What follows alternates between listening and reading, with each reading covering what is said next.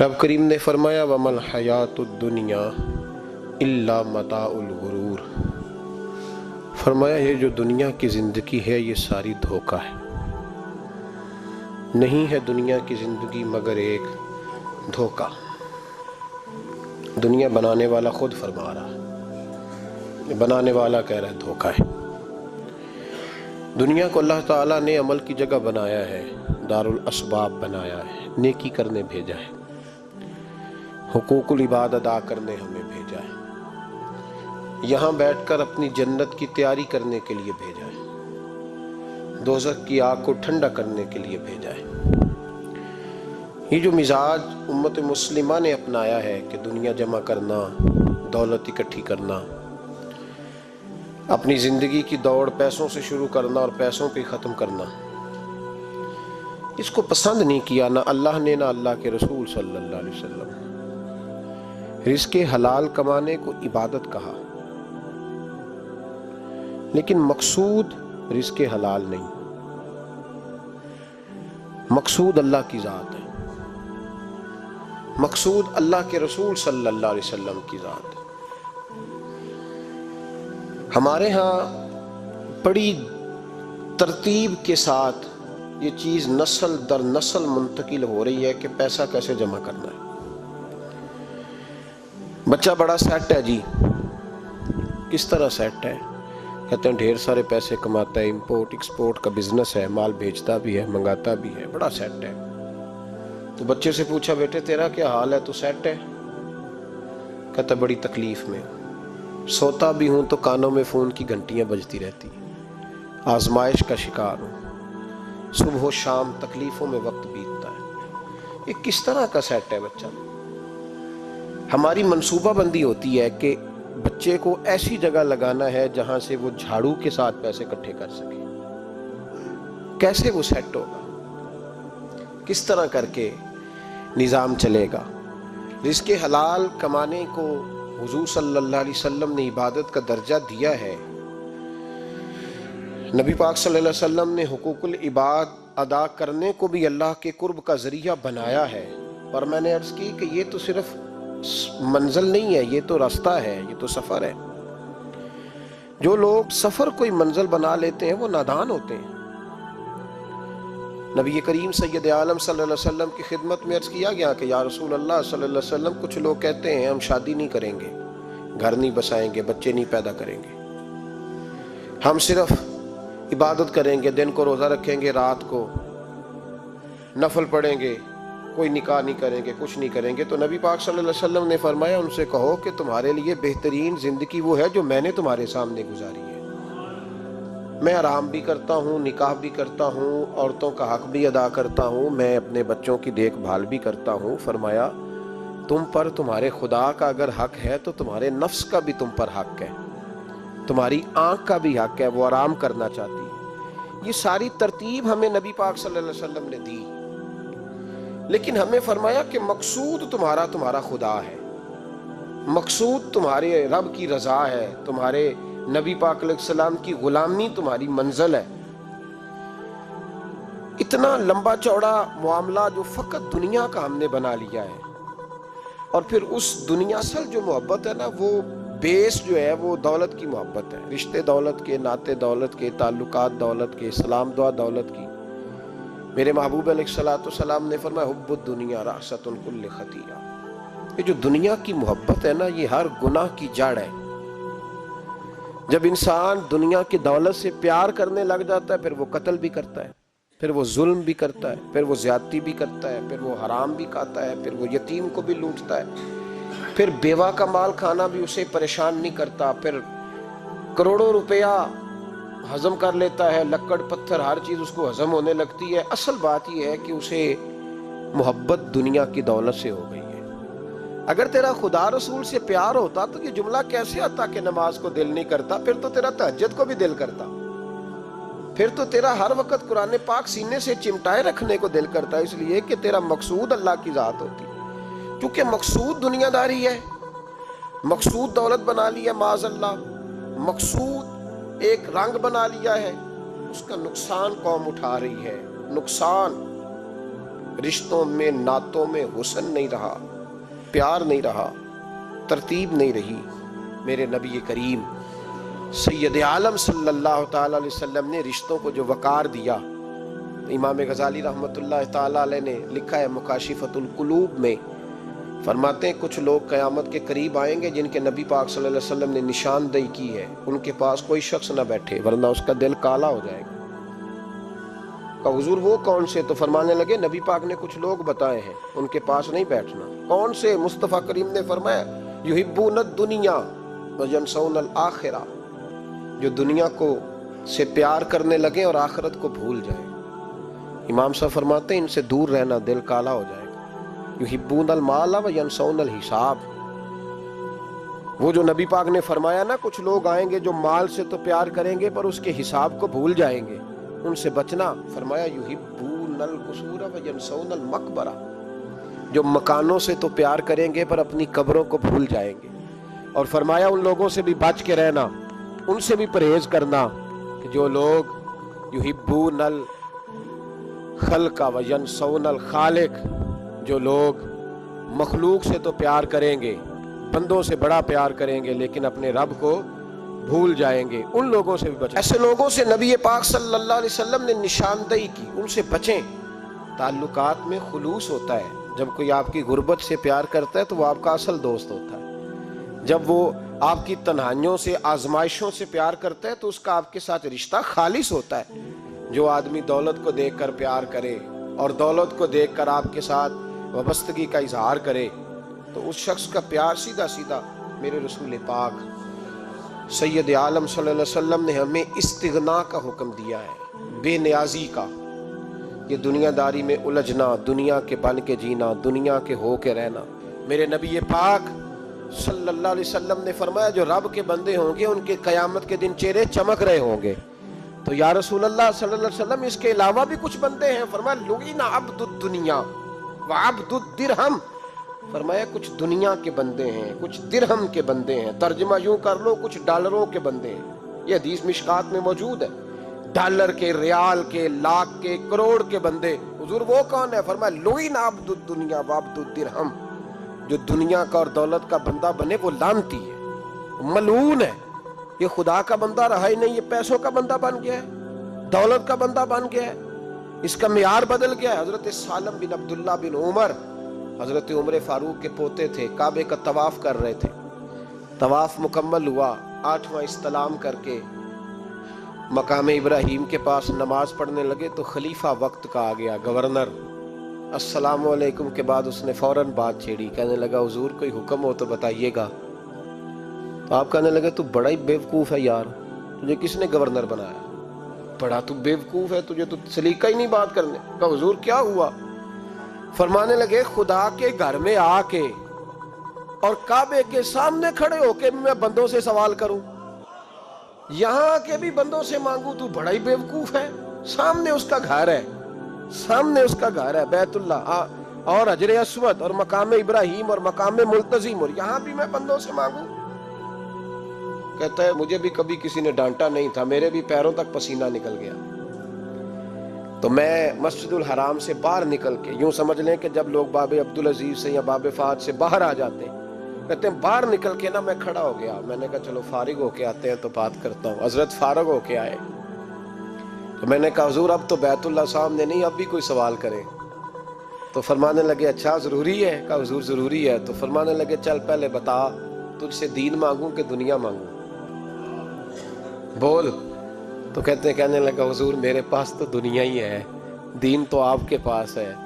جب یہ جواب دیا تو حضرت سالم چلنے لگے اور چلتے چلتے فرمانے لگے جا اپنا کام کر، دنیا تو میں نے اس سے کبھی نہیں مانگی جس نے دنیا بنائی ہے، میں نے اس سے نہیں کبھی مانگی، تو تو کیا حیثیت رکھتا ہے؟ میں نے تو اس سے بھی جب بھی مانگا ہے یا اس کا قرب مانگا ہے یا اس کے رسول کی غلامی مانگی ہے، تو اس سے نہیں مانگتا جس نے بنائی ہے، تو کیا دے سکتا ہے؟ تیری کیا حیثیت ہے؟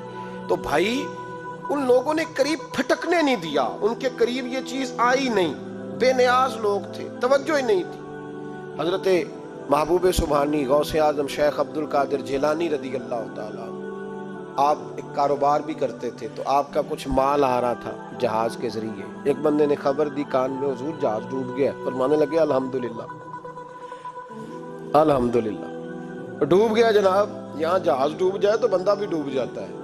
کہتے ہیں صاحب انتقال کر گئے، 10 لاکھ کا نقصان ہو گیا تھا، مال ڈوب گیا پورا جہاز ہی۔ فرمایا الحمدللہ، اور تم نے جلدی کی خبر دینے میں سبق پڑھا رہا تھا، کیوں مجھے دخل اندازی دی تم نے میرے کام میں، کیوں دخل اندازی کی؟ سب الحمدللہ۔ تھوڑی دیر کے بعد اس نے پھر کان میں کہا حضور وہ غلط خبر تھی، جہاز بچ گیا۔ فرمانے لگے الحمدللہ۔ پھر شاگردوں سے کہنے لگے میرا چہرہ دیکھ رہے تھے پہلی خبر کے بعد بھی، اس خبر کے بعد بھی؟ کہا حضور دیکھ رہے تھے۔ فرمایا کوئی تبدیلی تو نہیں آئی؟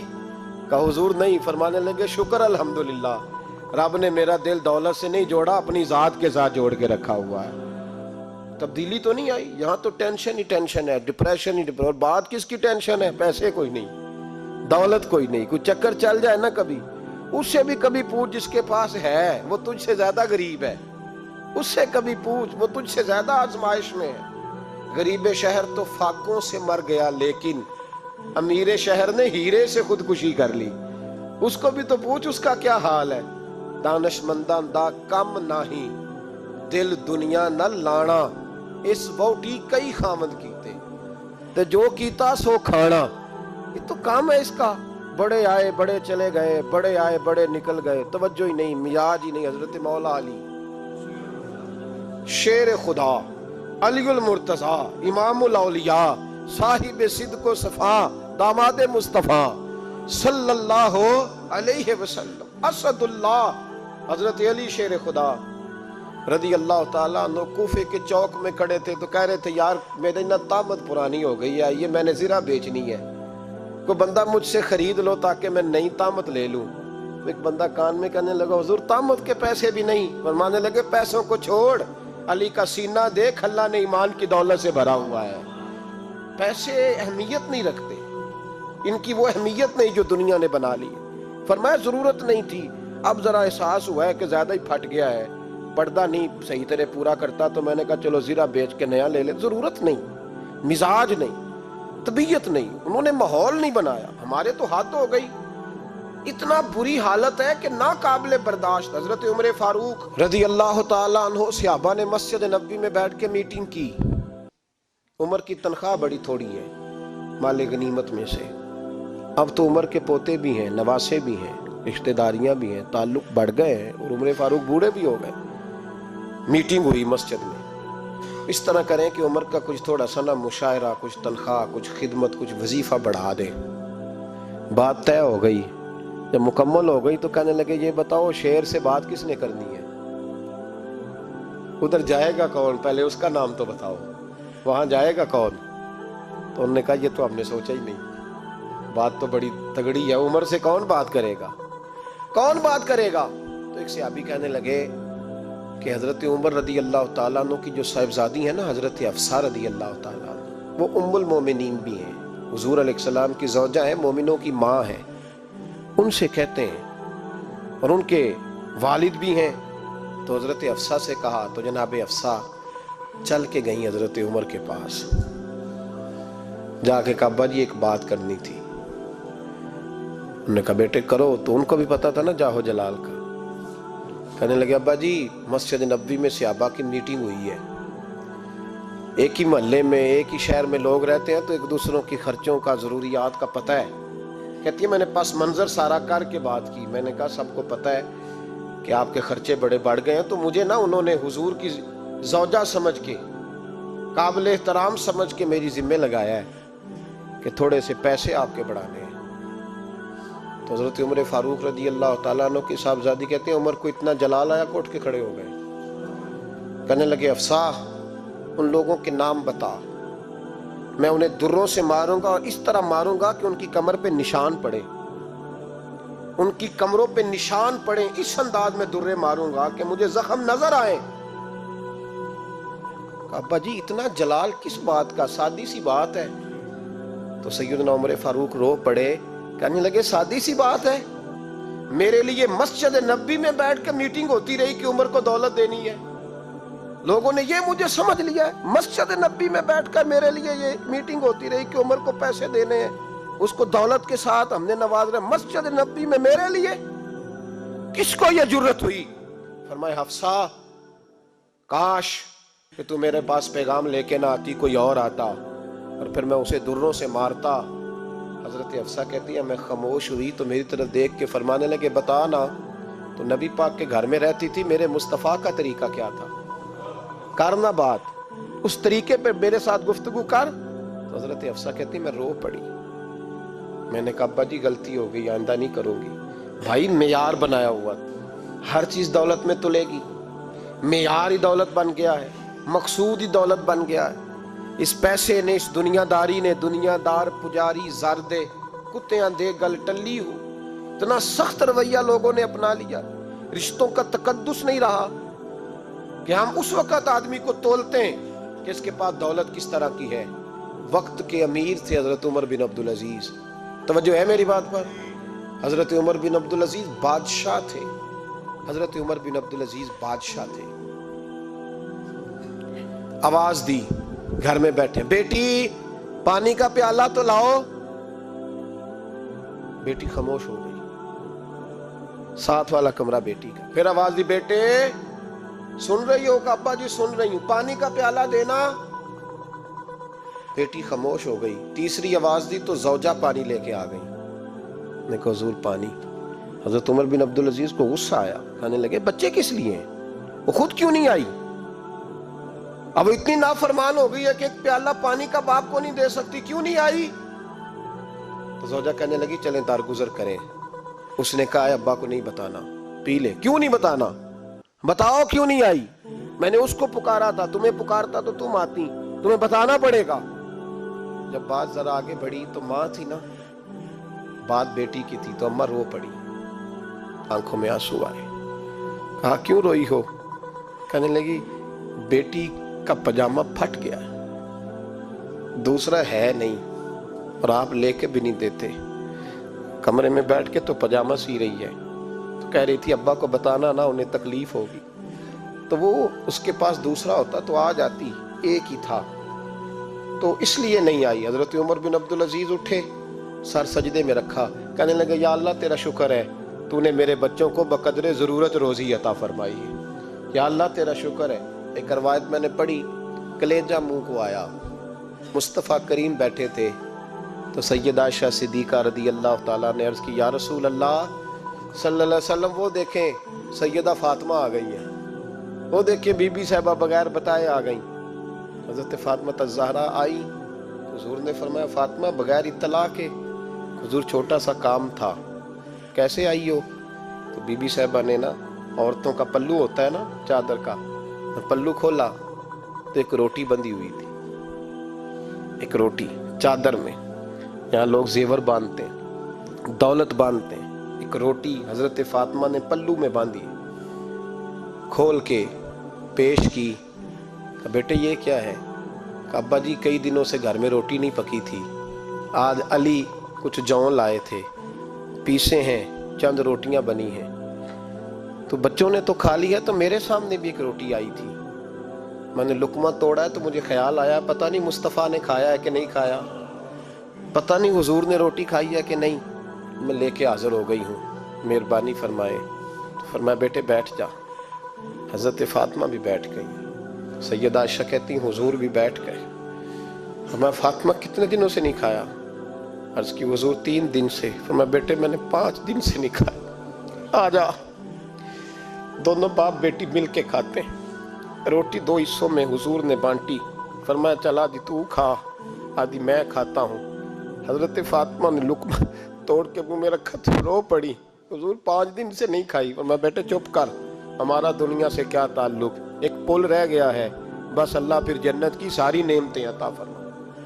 رونے والی بات ہی نہیں ہے اس میں، بس ہمارا کیا تعلق، ایک پل ہے، پھر مالک بڑا کچھ عطا کرے گا. او بھائی، جو کائنات کے مالک و مختار تھے، جو ابرو کا اشارہ کرے تو حضرت جبریل جنت کی نعمتیں لے کے آ جائیں، انہوں نے تو دنیا کی جانب توجہ ہی نہیں کی، ان کا تو خیال ہی نہیں آیا.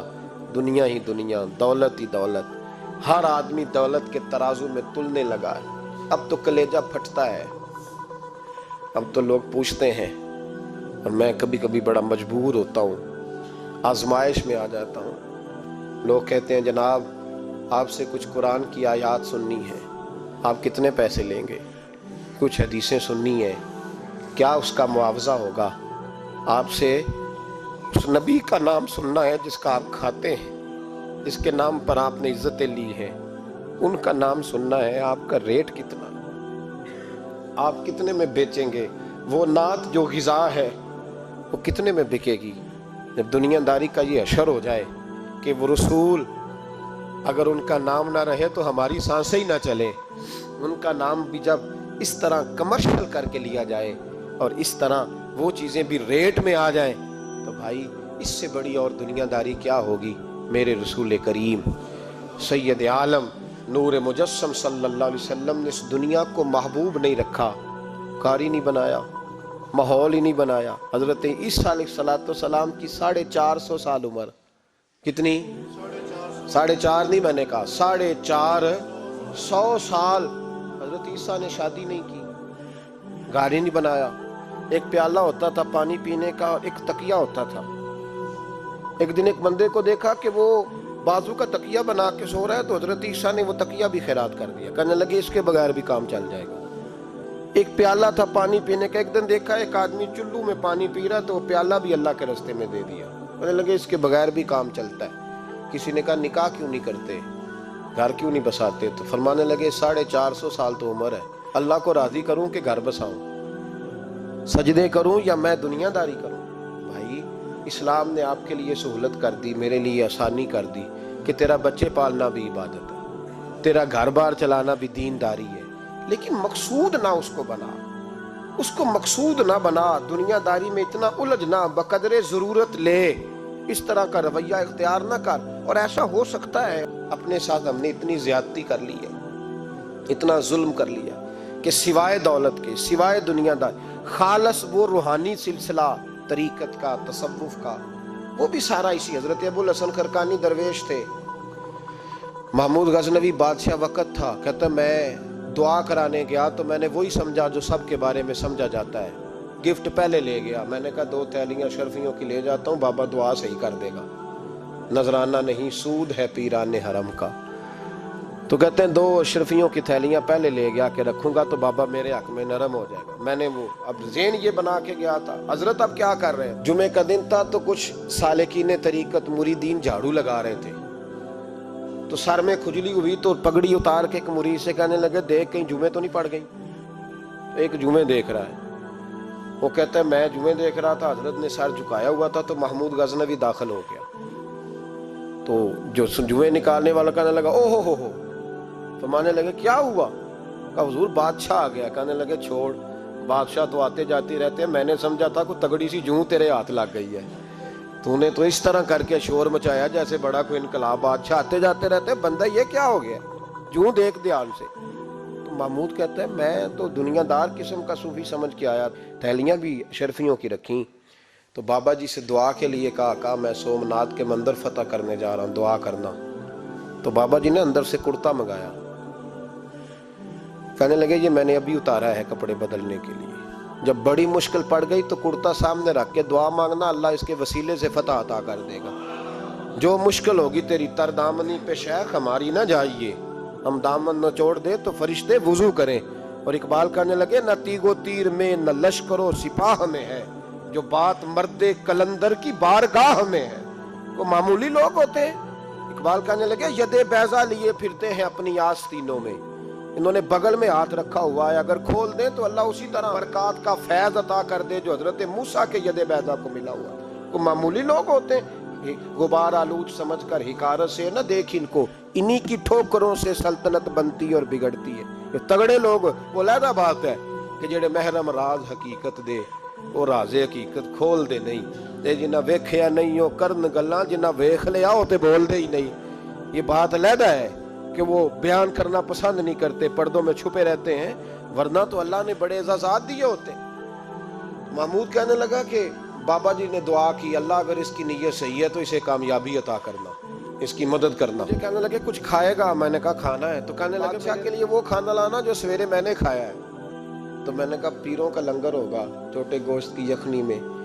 انہوں نے روٹیاں بریک کر کے ڈالی ہوں گی، حضرت کی صحت ٹھیک نہیں رہتی، گھٹنوں میں درد ہے، تو میں تو یہ سمجھا تھا کہ کوئی دیسی گھی کی چوری آئے گی، لیکن ٹکڑا آیا ایک روٹی کا، آدھا خشک ٹکڑا اور پانی کا پیالہ. تو کہتے ہیں میں نے اس کو کاٹ کے نا دانتوں کے ساتھ جب نگلنا چاہا تو یہاں اڑ گیا میرے گلے میں، کبھی اس طرح کا کھانا کھایا ہی نہیں تھا. تو کہتے ہیں حضرت نے دونوں شرفیوں کی تھیلیاں اٹھا کے میری طرف پھینکی، کہنے لگے جس طرح ہمارا کھانا تیرے گلے میں اڑ گیا، تیری دولت بھی ہمارے گلے میں اڑ جائے گی، اٹھ اور نکل، اللہ خیر کرے. کہتے ہیں میرے دل نے گواہی دی کہ یار یہ عام دنیا دار نہیں، یہ رب کریم کا بندہ ہے. کہتے ہیں اب جب میں پہلے انہوں نے کوئی لفٹ ہی نہیں کرائی جب گیا، اب جب میں جانے لگا نا اٹھ کے واپس، تو حضرت اٹھ کے میرا استقبال کیا، مجھے سواری تک چھوڑنے گئے. تو میں نے کہا حضور جب آیا تھا آپ نے منہ ہی نہیں لگایا، اور جب جانے لگا تو اتنا اعزاز. فرمانے لگے جب تو آیا تھا تو بھی تو یہی سوچ رہا تھا نا کہ 2 شرفیاں دوں گا تو بابا نرم ہو جائے گا، تو میں تجھے کیوں پروٹوکول دیتا. اب جاتی دفعہ تیرے دل نے بھی گواہی دی ہے کہ یہ کوئی دنیا دار نہیں، یہ رب کا بندہ ہے، تو رب کے بندے کے پاس آئے تو تیری عزت نہ کروں. عرض یہ کرنا چاہ رہا ہوں کہ اتنی لمبی چوڑی دنیا داری اس کو مقصود نہ بناؤ. یہ جب مقصود بن جاتی ہے تو بے کیف سجدے، بے سرور زندگی، کسی کا پیار نہیں رہتا. غریبوں کے بارے میں بھی لوگ تبصرہ کرتے ہیں، ہم سے نہیں غریب پالے جاتے، کمائے محنت کرے کھائے، پھر لوگ دھتکارتے ہیں. پھر لوگوں کے اندر سختی آتی ہے جب مقصود دولت ہوتی ہے، اور جب مقصود اللہ کی رضا ہوتی ہے پھر اللہ انسانوں کے دلوں کو نرمی عطا فرماتا ہے.